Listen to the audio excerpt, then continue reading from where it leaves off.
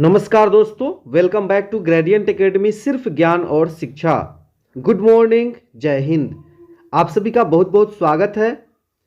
दोस्तों, आज के वीडियो में देखिए, हिंदी विषय से, व्याकरण से काफ़ी ज़्यादा महत्वपूर्ण प्रश्न। दोस्तों, यहाँ पे पूरा एक्सप्लेनेशन के साथ देखने वाले हैं।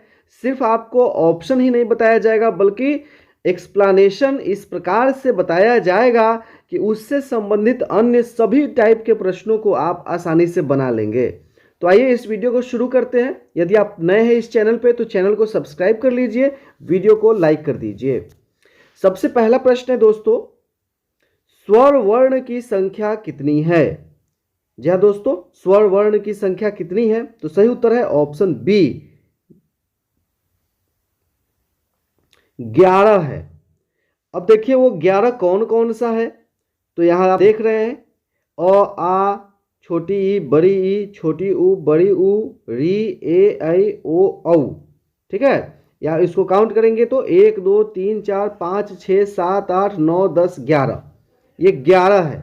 आप कहेंगे अंग और अह नहीं है। अंग और अह अयोगवाह वर्ण होते हैं। तो अंग और अह अयोगवाह वर्ण होते हैं। अगर आप अंग और अह को भी जोड़ेंगे तो 13 हो जाएगा। आइए इसका एक्सप्लेनेशन देखते हैं दोस्तों। स्वर क्या है? उन ध्वनियों को कहते हैं जो बिना किसी अन्य वर्णों की सहायता के उच्चारित किए जाते हैं। स्वतंत्र रूप से बोले जाने वाले वर्ण स्वर कहलाते हैं। हिंदी वर्णमाला में स्वर और व्यंजन से मिलकर बनती है। हिंदी वर्णमाला स्वर और व्यंजन से मिलकर बनती है। हिंदी में वर्ण, स्वर और व्यंजन की कुल संख्या 52 है। वर्णों की कुल संख्या कितनी है? तो 52 है, जिसमें 11 स्वर हैं और 41 व्यंजन हैं। हिंदी भाषा में 11 स्वर होते हैं, अंग अह मिलाकर 13 माने जाते हैं। हिंदी वर्णमाला में अनुस्वार, अंग एवं विसर्ग अह अयोगवाह वर्ण होते हैं, अंग एवं अह अयोगवाह होते हैं। चलिए अब आगे बढ़ते हैं। दूसरा प्रश्न देखिए, मूल व्यंजन वर्णों की संख्या कितनी है? मूल व्यंजन वर्णों की संख्या कितनी है? तो 33 है। ठीक है, 33 मूल व्यंजन वर्ण हैं। आगे हम लोग इसका एक्सप्लेनेशन देखने वाले हैं दोस्तों। हिंदी में वर्णों की कुल संख्या कितनी होती है? तो डी, 52 इसका सही उत्तर है। अब यहाँ पे देखिए, आपको जितने भी 52 वर्ण हैं हिंदी में, वे सभी यहाँ पे दिए गए। सबसे ऊपर यहाँ पे आप देख रहे हैं अ, आ, ई, उ, री, ए, ऐ, ओ, औ, ये स्वर हैं। फिर कवर्ण है, चवर्ण है, टवर्ण है, तवर्ण है। कितने हुए? 5 10 15 20। पवर्ण 25 हो गए। फिर य, र, ल, व, तालव्य श, मूर्धन्य स, दंत स, ह, अक्षत, र, ज्ञ। ठीक है, तो दोस्तों यहाँ पे देखिए 11 ये स्वर देख रहे हैं आप, कवर्ण देख रहे हैं 5, चवर्ण देख रहे हैं 5, टवर्ण देख रहे हैं 5, तवर्ण देख रहे हैं 5 और पवर्ण देख रहे हैं 5। ठीक है, तो यहाँ तो 11 स्वर हो गए और व्यंजन कितने हो गए? तो 5 10 15 20 25 और यरह लोह में ह तक मूल व्यंजन है, तो ये 33 हो गए। अक्षत, र, ज्ञ ये क्या है? और श्र ये है संयुक्त व्यंजन है। आगे हम लोग इसका भी एक्सप्लेनेशन अच्छे तरीके से देखने वाले हैं। तो यहाँ पे पूरा आपको लिख दिया गया है 52 वर्ण, जिसे आप देख करके समझ सकते हैं। श्र, बड़ी ढ, ढ़, अनुस्वार और विसर्ग। ठीक है, ये सभी को जोड़ दीजिएगा तो 52 हो जाएगा। हिंदी में संयुक्त स्वर की संख्या कितनी है? तो डी, 5 है। संयुक्त स्वर की संख्या 5 है। कौन कौन? ए, ऐ, ओ, औ, री, ये संयुक्त स्वर कहलाते हैं। कैसे? तो देखिए, ए, अ या आ या और ई के योग से बनता है। आप देख रहे हैं, बड़ी ई का योग हो जाएगा तो ऐ हो जाएगा, छोटी ऊ का योग होगा अ आ के साथ तो ओ बनेगा, बड़ी ऊ का योग होगा अ आ के साथ तो औ बनेगा। तो इस तरह से ये जो स्वर हैं, ये स्वर संयुक्त स्वर कहलाते हैं, क्योंकि ये दो स्वरों के मिलने से बनते हैं।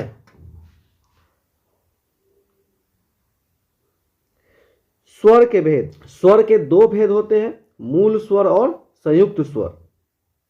मूल स्वर के 3 भेद है, ह्रस्व, दीर्घ और प्लुत। ठीक है, मूल स्वर और संयुक्त स्वर होते हैं दोस्तों। तो मूल स्वर कौन कौन से होंगे? ह्रस्व, दीर्घ और प्लुत। अब आइए कौन कौन से ह्रस्व, दीर्घ, प्लुत है ये देखते हैं। तो अ, ई, उ, री ह्रस्व स्वर है। अ, छोटी ई, छोटी ऊ और री। दीर्घ स्वर क्या है? आ, बड़ी ई, बड़ी ऊ, ए, आई, ओ, औ। ठीक है, ये दीर्घ स्वर है। आ, बड़ी ई, बड़ी ऊ, ए, ओ, औ। और प्लुत स्वर यहाँ पे देखिए, जिस स्वर के उच्चारण में तिगुना समय लगे उसे प्लुत स्वर कहते हैं। जैसे ये एस की तरह ऐसे लिखा हुआ रहता है, अक्सर पुकारने में इसका प्रयोग किया जाता है। सुनो, यहाँ ये स्वर लगता है राम, तो यहाँ पे ये स्वर लगेगा ओ, तो यहाँ पे ये प्लुत स्वर लगता है। इसके उच्चारण में थोड़ा लंबा समय लगता है। ठीक है, संयुक्त व्यंजन की संख्या कितनी होती है? अब देखिए यहाँ संयुक्त व्यंजन की संख्या आपको बतानी है, तो सी 4 है। कौन कौन से हैं यहाँ पे देखते हैं दोस्तों। 2 या 2 से अधिक व्यंजनों के मेल से बने होते हैं। 4 प्रकार के संयुक्त व्यंजन है, जैसे अक्ष, आधा क और मूर्धन स के योग से बनता है त्र, त संयुक्त और र के योग से बनता है ज्ञ, ज संयुक्त और य के संयोग से बनता है ज्ञ, षण, तालव्य स संयुक्त और र, इनके योग से बनता है ये चारों। तो इसी को संयुक्त स्वर कहते हैं। तो ये चारों इन्हीं के योग से बनता है, 2 व्यंजनों के योग से बनता है, तो इन्हें ही संयुक्त व्यंजन कहते हैं दोस्तों। इसको एकदम ध्यान में रखिए, संयुक्त व्यंजन यही है। मोक्ष, ज्ञान, त्रिलोचन, श्रम इत्यादि में इसका प्रयोग होता है। बड़ी र और ढ़, बड़ी र को अल्प प्राण कहते हैं और ढ़ को महाप्राण कहते हैं दोस्तों। अब चलिए उच्चारण स्थान देखते हैं फटाफट से। क का उच्चारण स्थान है कंठ, क ख ग घ कंठ से बोला जाता है। ह का उच्चारण स्थान है कंठ। च का उच्चारण स्थान कौन सा है? तालु है। बी इसका सही उत्तर हो जाएगा। 9 नंबर प्रश्न देखिए, त थ द ध का उच्चारण स्थान क्या है? तो दंत है। त थ द ध का याद रखिएगा दंत है, तालु नहीं कहिएगा। 10 नंबर प्रश्न देखिए, छोटी ऊ, बड़ी ऊ, प ब का उच्चारण स्थान है? तो ओष्ठ है। ऑप्शन सी इसका सही उत्तर हो जाएगा। 11 नंबर देखिए, अंग का उच्चारण स्थान क्या है? तो अंग का उच्चारण स्थान है नासिका, अंग। ठीक है, अंग का उच्चारण स्थान समझ गए। ड़ का उच्चारण स्थान क्या है? बड़ी ड़ का तो कंठ है र। द ध्वनि का उच्चारण स्थान क्या है दोस्तों? तो दंत है। सी इसका सही उत्तर हो जाएगा। 14 नंबर प्रश्न देखिए, निम्नलिखित में कौन सा वर्ण तालु से उच्चारित होता है? तो छ तालु से उच्चारित होता है छ। विसर्ग का उच्चारण स्थान क्या है? अह, तो सही उत्तर है ऑप्शन बी कंठ। च का उच्चारण स्थान क्या है? च, तालु। 17 प्रत्येक व्यंजन के पहला, तीसरा तथा पांचवा वर्ण को कहते हैं। पहला, तीसरा और पांचवें वर्ण को क्या कहते हैं प्रत्येक व्यंजन के? तो अल्प प्राण कहते हैं, पहला, तीसरा और पांचवा। आजकल भारतीय पहनावे बदल गए हैं। इस वाक्य में पहनावे कौन सी संज्ञा है? तो भाववाचक संज्ञा है पहनावा। कलम शब्द कौन सी संज्ञा है? कलम शब्द जातिवाचक संज्ञा है। चलिए आगे बढ़ते हैं। 20 नंबर प्रश्न देख लीजिए, निम्न में कौन भाववाचक संज्ञा नहीं है? तो सही उत्तर क्या हो जाएगा? ऑप्शन अफ्रीकी, ऑप्शन बी अफ्रीकी। यह क्या है? व्यक्तिवाचक संज्ञा है, किसी विशेष देश के नागरिकों का यहाँ पे नाम ले रहे हैं, अफ्रीकी। 21 नंबर देखिए, मेरा जूता फट गया। इस वाक्य में जूता को किस संज्ञा के अंतर्गत रखेंगे? तो जातिवाचक संज्ञा। 22 नंबर, हिमालय शब्द कौन सी संज्ञा है? तो व्यक्तिवाचक संज्ञा है, ऑप्शन बी सही उत्तर है। सूर्य शब्द कौन सी संज्ञा है? तो व्यक्तिवाचक संज्ञा है। 24 नंबर आम शब्द कौन सी संज्ञा है? तो जातिवाचक संज्ञा है। 25 नंबर प्रश्न दोस्तों, मित्र शब्द का भाववाचक संज्ञा होगा, मित्रता होगा। 26 घर में कुत्ता भी शेर होता है, इस वाक्य में किस कारक की विभक्ति है? तो यहाँ पे में कुत्ता, घर में कुत्ता भी शेर होता है, तो घर में किस कारक का चिन्ह है? अधिकरण, में पय पर, है ना। कारक के चिन्ह होते हैं ना दोस्तों, कर्ता ने कर्म को करण से, संप्रदान को के लिए, अपादान से जुदाई, अधिकरण, में पय पर, संबोधन, अजी अहो अरे, होता है ना। तो ये इस प्रकार से में कौन सा है? तो अधिकरण, में पय पर, अधिकरण का चिन्ह होता है। तो सही उत्तर हो जाएगा 26 नंबर प्रश्न का ऑप्शन सी। चलिए 27 नंबर प्रश्न देखिए, टेबल पर किताब है, यहां पर किस कारक का चिन्ह है? टेबल पर, तो क्या हो जाएगा? अधिकरण, में पय पर, डी हो जाएगा सही उत्तर। नारायण का संधि विच्छेद है, ऑप्शन डी, नार जोड़ अयन। 29 नंबर प्रश्न देखिए, स्वर्ग का संधि विच्छेद है, स्वर्ग का संधि विच्छेद क्या है? स्वह जोड़ ग, ऑप्शन डी। 30 लौह पुरुष में कौन सा समास है? लौह पुरुष, तो सही उत्तर है ऑप्शन बी, कर्मधारय। ठीक है, कर्मधारय समास है। यहाँ पे संज्ञा और विशेषण होता है। कर्मधारय समास में आप देखिएगा, एक संज्ञा होगा, दूसरा उसका विशेषण होगा। जैसे पुरुष, लौह पुरुष, पुरुष का विशेषण है लौह पुरुष, है ना। देशभक्त कौन सा समास है? तो सही उत्तर है ऑप्शन ए, तत्पुरुष। देशभक्त तत्पुरुष, जिसका अंतिम पद प्रधान होता है। पतझड़ में कौन सा समास है? पतझड़ में कर्मधारय समास है। ठीक है, करुणा का विलोम शब्द है, ऑप्शन बी, निष्ठुर। करुणा का विलोम शब्द है निष्ठुर। 34 अक्ल पर पत्थर पड़ना मुहावरे का सही अर्थ क्या है? तो सही उत्तर है ऑप्शन डी, बुद्धि भ्रष्ट होना।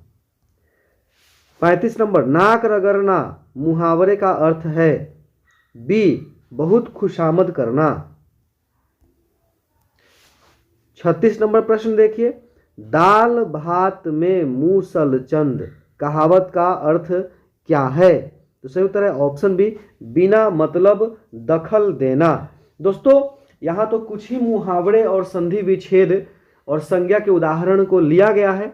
यदि आप पूरा डिटेल में चाहते हैं, 100-200 आपको मुहावरा मिल जाए, 100-200 संज्ञा का मिल जाए उदाहरण, तो इसके लिए आप हमारे इस नंबर पर संपर्क करके 7091443130 और पीडीएफ मंगा सकते हैं, जहां आपको फुल कलेक्शन मिलेगा इन सभी व्याकरण के, जो भी कुछ आपको पढ़ना है सिलेबस के अनुसार, उन सभी टॉपिक्स का फुल डिटेल में आपको मिल जाएगा कंटेंट, जिससे आप बहुत बढ़िया तैयारी कर पाएंगे। दोस्तों यहाँ कुछ ही प्रश्नों को हम लेकर के आए हैं, उन सभी प्रश्नों को देखिए। दोस्तों अंत तक जरूर देखिए वीडियो को, छोड़ के नहीं भागिए, छोड़ के भागने वाले हमेशा पछताएंगे।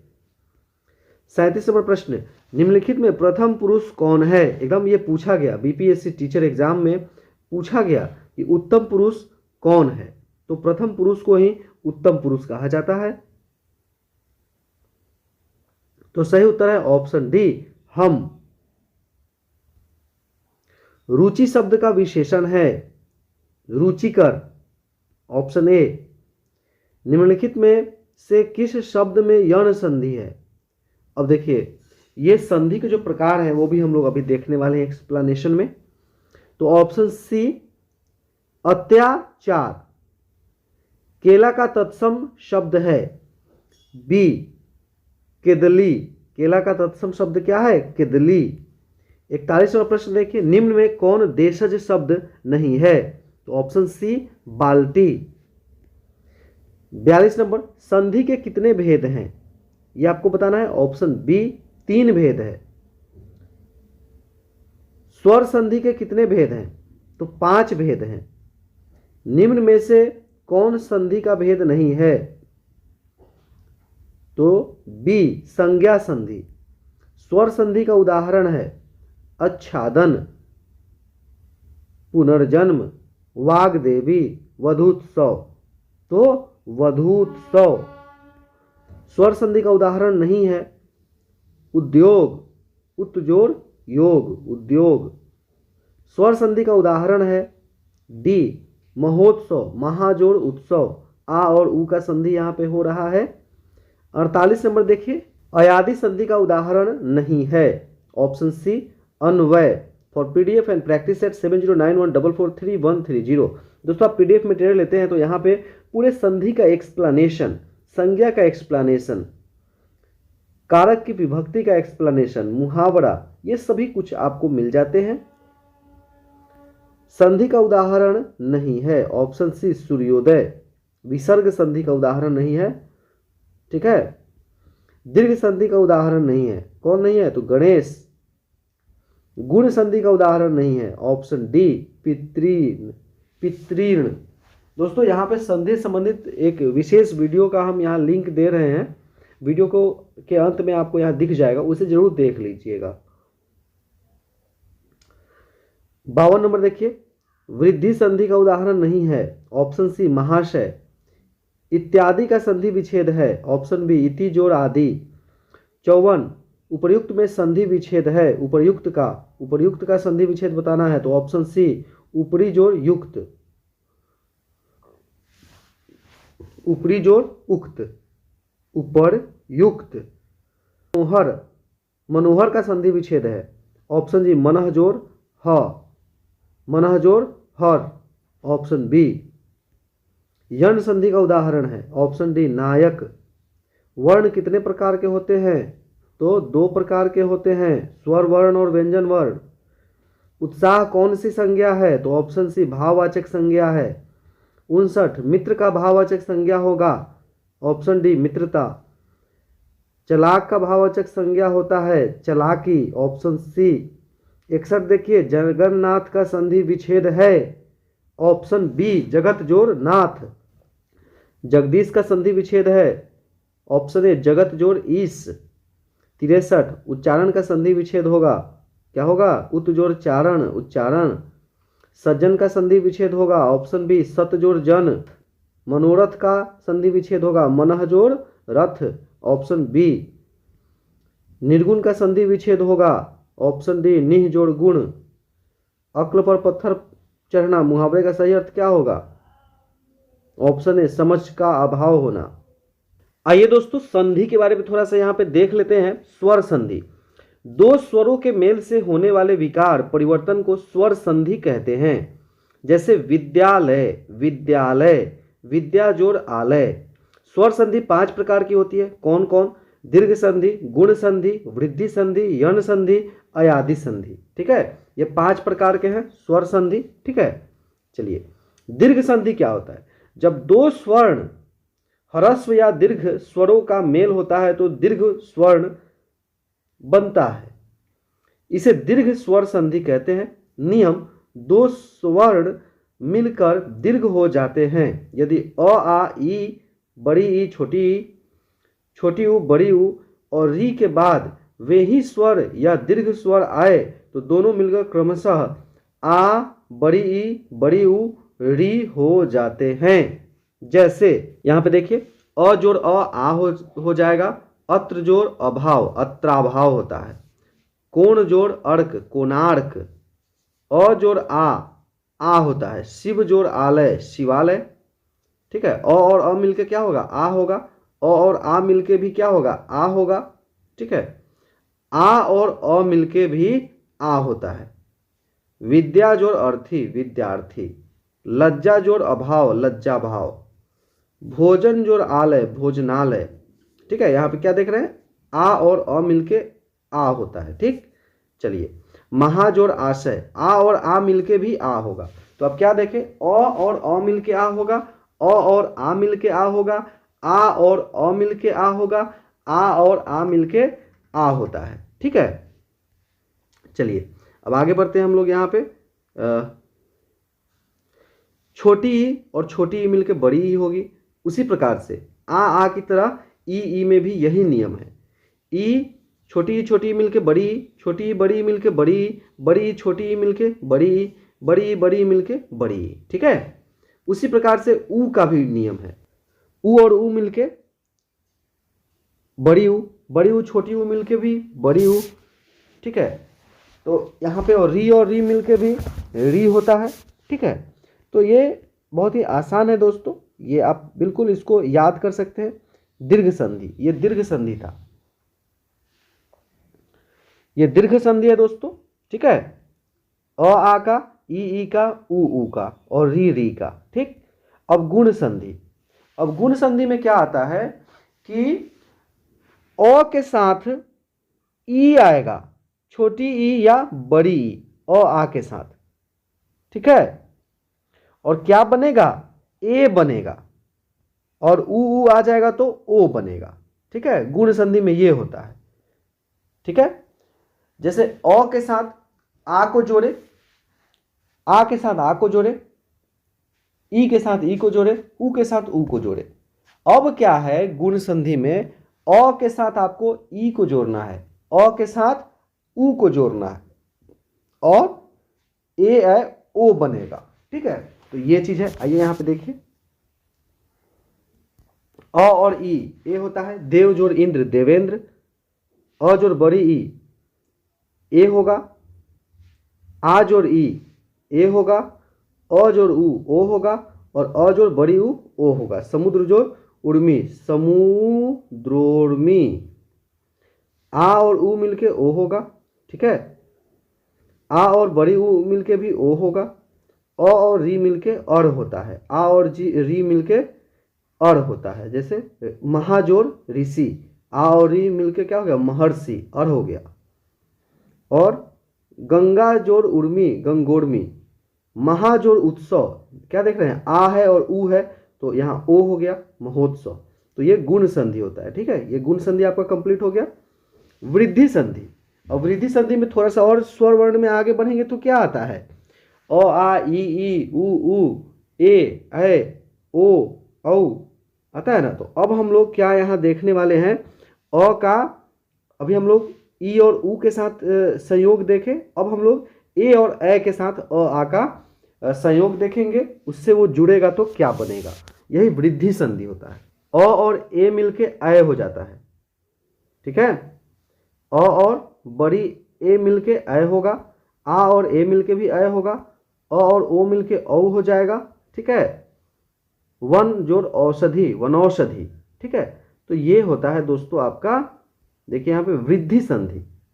ठीक है, आप कैसे याद रखेंगे, तो सिर्फ अ आ, दो हर्ष या एक हर्ष एक दीर्घ या दोनों दीर्घ का जो योग से बनता है वो दीर्घ संधि हो गया। और जब आप थोड़ा सा और वर्ण में आगे बढ़ेंगे, स्वर वर्ण में, और अ और आ के साथ बड़ी ई और छोटी ई का संयोग देखेंगे तो वो गुण संधि हो जाएगा। उसके बाद जब ए ऐ का आप योग देखेंगे तो वो हो जाएगा वृद्धि संधि। ठीक है, आप ऐसे याद रखें। और यण संधि, ई ऊ या री का मेल यदि असमान स्वर से होता है तो इसे यण संधि कहते हैं। जैसे ई और अ य बन जाता है, ई और आ या बन जाता है। ठीक है, तो इस प्रकार से आप देख सकते हैं दोस्तों, ये पीडीएफ मंगा करके भी आप इसको अच्छे से पढ़ करके तैयारी कर सकते हैं। अयादि संधि, ए और अ का योग तो य होता है, अय और अ का योग तो य होता है। तो ये इसके उदाहरण है, भोज और अन, भवन, ये सभी अयादि संधि है। ठीक है, इस प्रकार से व्यंजन संधि भी दोस्तों यहाँ पे देख सकते हैं। व्यंजन संधि के क्या नियम है, अहम जोड़ कार अहंकार, परम जोड़ चम पंचम, पम जोड़ चम पंचम, ऐसे करके आप ये सभी देख सकते हैं दोस्तों। तो इस प्रकार से दोस्तों ये हमारा वीडियो था जो हिंदी के ग्रामर विषय से था, हिंदी व्याकरण से था। आपको यह वीडियो कैसा लगा कमेंट के माध्यम से हमें जरूर बताइए दोस्तों। तैयारी वाले ग्रुप से जुड़ने के लिए, अपनी तैयारी को संपूर्ण सटीक और बेहतर करने के लिए इस नंबर पर संपर्क करें 7091443130। वीडियो देखने के लिए बहुत बहुत धन्यवाद।